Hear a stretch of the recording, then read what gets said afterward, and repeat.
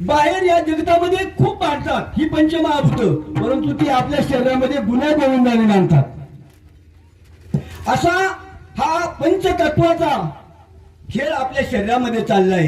हा देह कसा आहे तर देह हा नाशिवंत आहे, दुःख बांधवडी आहे हा संसार. आपण या ज्या संसारामध्ये आपण गुरफटलेलो आहे हा दुःख बांधवडी आहे. संसार दुःख मूळ